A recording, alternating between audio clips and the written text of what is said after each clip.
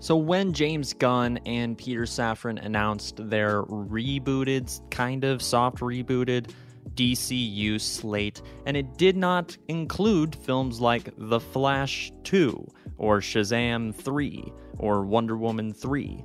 A lot of fans of the previously established DCEU, or even fans of the individual DC franchises like Wonder Woman or Shazam or Aquaman, Flash, etc., felt like they had nothing really to look forward to anymore, that they weren't all that interested in Creature Commandos or The Authority. They wanted to see films like Shazam 3 and etc.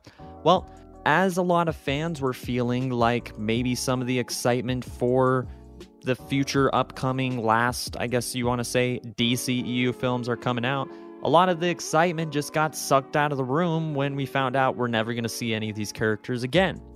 Well, apparently, some WB Discovery executives shared that sentiment.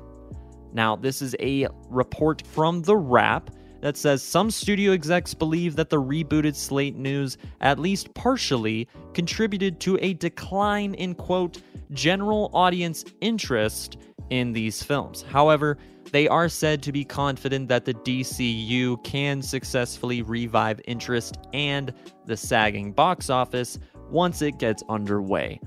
Many felt that the timing of James Gunn and Safran's announcement could do a disservice to Shazam 2, but it remains to be seen how the likes of Blue Beetle and Aquaman: A Lost Kingdom, as well as The Flash, fare at the box office. Now, if you are not aware, DC Studios is its own division, its own studio separate from Warner Brothers Film Division. There is no Warner Brothers executive that is James Gunn or Peter Safran's boss, other than the man David Zaslav himself, the big boss man of it all. So the only people that are really going to hold James Gunn and Peter Safran accountable is maybe the board, but also David Zaslav. And it's ought to be assumed, now just assumed, that James Gunn, Peter Safran absolutely 100% had David Zaslav's permission as well as approval for the slate announcement and the slate reveal, which has always, if you're looking at Marvel, created nothing but excitement for the future of the MCU films.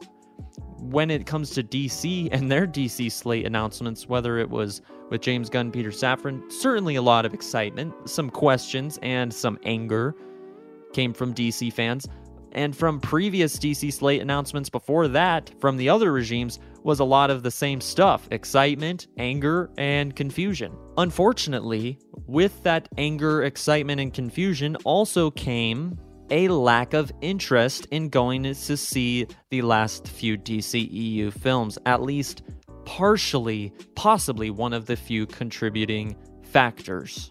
Now, maybe James Gunn and Peter Safran says, hey, it's simple, make a better movie and people will go and see it.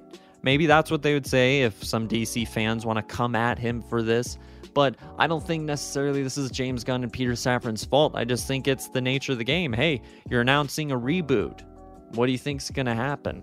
People aren't going to go and see your movie, no matter how many times Zach Levi or David F. Sandberg hop on Twitter or online to say how great their movie is or how bad it is, whichever the two you're talking to.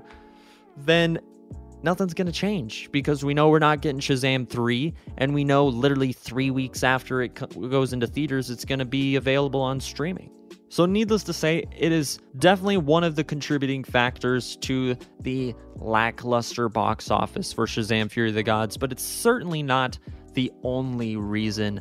But what do you guys think? Do you think it is the biggest reason? Do you think it's not even one of the reasons that Shazam: Fury of the Gods did not do well at the box office? And what do you think about Warner Brothers and James Gunn? Do you think there's going to be any sort of consequences? Do you think that they're going to be blaming James Gunn if Aquaman and the Lost Kingdom, Blue Beetle, The Flash don't do well at the box office?